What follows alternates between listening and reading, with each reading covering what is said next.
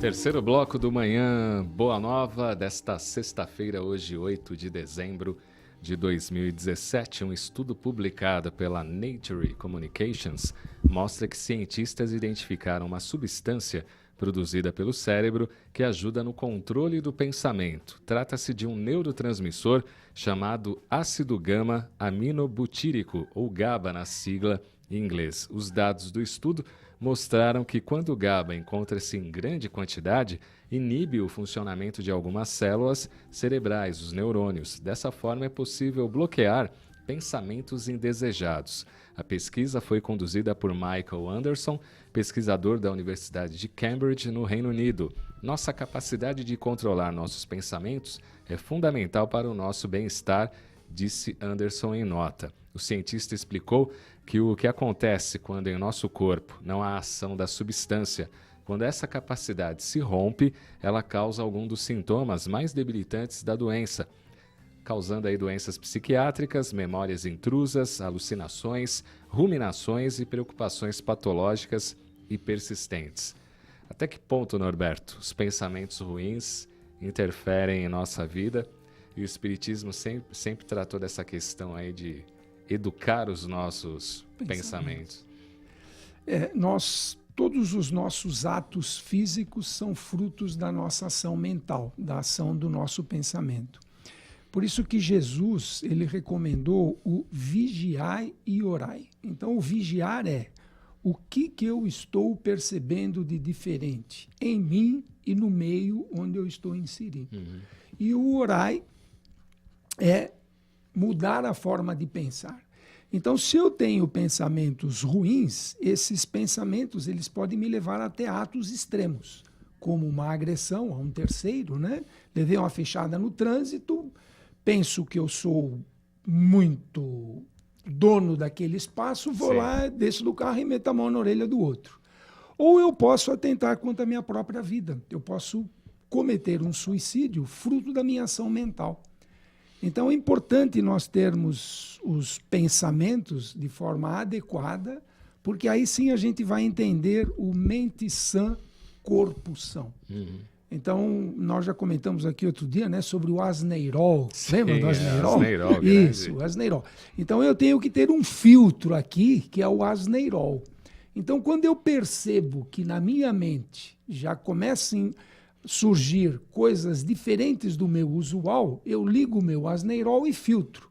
E aí mudo a forma de pensar. E aí eu serei um novo indivíduo com um novo pensamento. Se eu voltar ao pensamento antigo, eu continuarei sendo o velho pensador, não me renovando, não me esclarecendo. E aí, Dario? Eu vejo assim, Cláudio, nós estamos no século XXI, né? Então, é um estudo, né? Que esse estudo, nessa escola, esses cientistas estão desenvolvendo, né? A sigla que eles deram na Inglaterra, GABA. Então, vamos analisar. Hoje, eles estão estudando o que poderá acontecer, que o nosso organismo poderá produzir um elemento que possa nos fazer essas ligações. Mas nós já temos aqui o que eu diria, nós já temos a faca e o queijo na mão, vigiar e orar, melhorando os nossos pensamentos, tendo boas leituras, buscando sempre amar ao próximo, quer dizer, fazer boas ações, nós estaremos simplesmente um passo à frente desse estudo, porque eles estão estudando qual é o elemento que poderá ocorrer e fazer com que o nosso cérebro tenha um melhor desenvolvimento. Sim. Mas nós já temos a ferramenta que é o vigiar e orar, né? Desejar o bem, o amor ao próximo. Nós já estamos lá na frente. Mas é um estudo, não vamos deixar também de entender que esses cientistas têm que elaborar, têm que fazer as suas teses, têm que buscar ali aquele líquido, aquela sintonia, aquela forma química dentro do nosso cérebro para que seja feito e complementado esse sintoma lá na frente. Mas nós já estamos na frente, o Espiritismo já foi lá na frente, resumindo, vigiando e orando e tendo bons pensamentos, nós já atravessamos essa fase. Agora, para quem tem muito asneirol, Norberto, aí o remédio que vai sair desse estudo pode ajudar, né?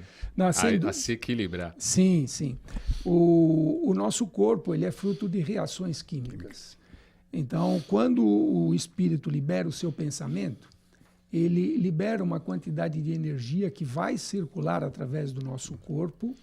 Essa energia vai acionar o nosso sistema hormonal e aí são disparados os diversos hormônios. Então, a função hormonal, ela é a chavinha que liga os circuitos. Uhum. Para que uma ação saia de um local e vá para o outro, tem que circular energia. Essa energia é feita através do fechamento, é como se fosse um interruptor da lâmpada da nossa casa. Entendi. Quando eu aperto o botãozinho, a energia que vem de Itaipu chega até a lâmpada acende. Sim. Os medicamentos que nós utilizamos funcionam em complementação a esse processo ou inibição a esse processo. Então, eu tenho medicamentos que são inibidores de ações e outros que são ativadores de ações. E essa medicação, especificamente do GABA, ela atua numa área específica do cérebro que ali tem um determinado processamento. Porque o meu espírito, ele não está no cérebro. Uhum. O meu espírito, eu sou o espírito como um todo. Então, a região onde sai o comando para o físico, o interruptor são os neurônios, que vão ligando e desligando, e um vai passando para o outro, né? Para nós visualizarmos como é que seria, para eu conseguir levantar um copo, eu tenho que dar um comando em que vai havendo um choquinho para cada uma das minhas célulazinhas, para elas se contraírem, como se fosse um dominó que eu vou colocando um atrás do outro. Eu empurrei uma pedra e todas vão caindo em sequência. Então, o nosso sistema fisiológico funciona assim, vai transmitindo energia. Aí eu contraio os dedos, fixo o copo e trago ele até minha boca.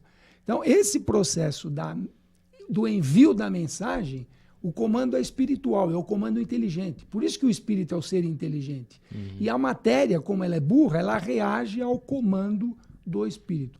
Então, a medicação vem como um complemento que eu não estou produzindo adequadamente os meus neurotransmissores, os meus neuroreceptores, e eu preciso de suprir isso. Sim. É a mesma coisa que eu tomar vitamina, né? Se eu não estou com um processo digestivo adequado, eu preciso fazer suplementação. E aí, um passinho mais além, a atuação no nosso sistema imunológico. Se eu estiver com o meu sistema equilibrado, se eu estiver equilibrado psiquicamente, o meu sistema ele está rígido. Eu convivo com as bactérias, tenho contato com pessoas que estão doentes, contaminadas com gripe, com determinada quantidade de vírus, e eu não me contamino. Por quê? Porque eu estou em perfeito equilíbrio. Então, a medicação é um suplemento. E graças ao nosso bom Deus e aos bons espíritos, que são os seres inteligentes, que vão trazendo informação, a ciência vai avançando para nos dar condição de conforto. Então, a evolução aqui na Terra é para que nós tenhamos comodidade, conforto, bem-estar. Eu estando bem nesse aspecto, eu consigo me relacionar bem. Se eu me relaciono bem, eu pratico o bem. É muito mais fácil do que com dor, né? Sim, com certeza.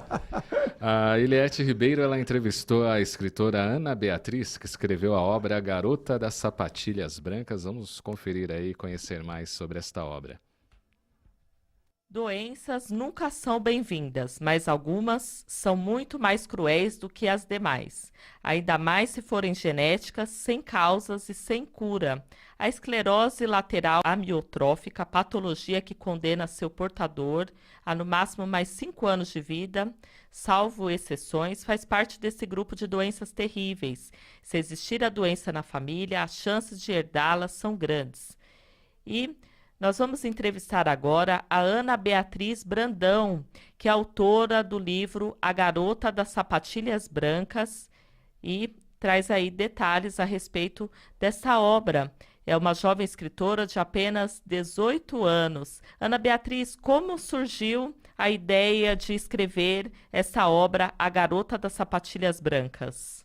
Bom, primeiro eu queria agradecer pelo convite de participar. E como eu tive a ideia de fazer o Garoto das Sapatilhas Brancas, primeiro eu tenho que falar do Garoto do Cachecol Vermelho, que é o primeiro livro. Eu tive a ideia de fazer a história dele porque eu nunca tinha escrito um romance antes. Eu sempre gostei de escrever bastante fantasia, mas eu queria tentar algo diferente. E como eu sempre gosto de passar uma mensagem nos meus livros, de tratar assuntos pesados de uma forma mais simples, que todo mundo possa entender, eu acabei escolhendo falar sobre uma doença. E pesquisando na internet, eu acabei encontrando a esclerose lateral amiotrófica, e eu decidi escrever sobre ela, porque é uma doença bem desconhecida. E depois de descobrir a ABRELA, que é a Associação Brasileira, que fica aqui em São Paulo, e descobrir que eles só vivem de doações, eu decidi que eu queria mostrar essa doença para as pessoas e queria conseguir arrecadar mais dinheiro para eles. Então é assim que eu decidi escrever sobre ela. E o Garotas das Sapatilhas Brancas, ele é um livro que ele se aprofunda mais nos personagens do Garoto do Cachecol Vermelho. Então conta um pouco mais sobre a vida deles, sobre como eles pensam, como as escolhas deles do passado afetam no presente e no futuro deles. E Ana Beatriz, você comentou aí que tem essa missão, de repente, de divulgar essas doenças através das suas obras.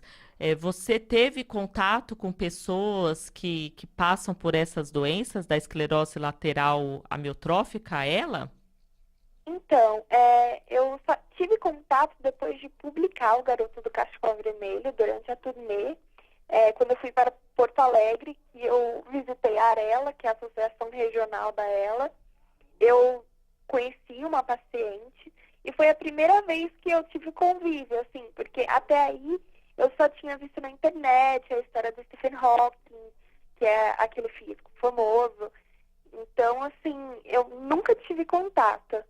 E foi mais uma coisa que eu achei na internet mesmo. E Ana, você obteve resultados, assim, feedbacks positivos de pacientes com essa doença que leram sua obra e que gostaram, que serviu como uma ajuda, um incentivo aí para conviver com essa doença? Sim, com certeza. Eu recebo mais mensagem, na verdade, de familiares que leram, de pessoas que já perderam parentes por causa da doença, assim, e eles falam que eu consegui tratar a doença da forma correta. E eu fico muito feliz por isso, porque eu consegui transmitir para muitas pessoas que nem sabiam o que era ela, o sentimento real dos pacientes. Eu consegui retratar da forma mais realista possível. E esses feedbacks são muito importantes para mim.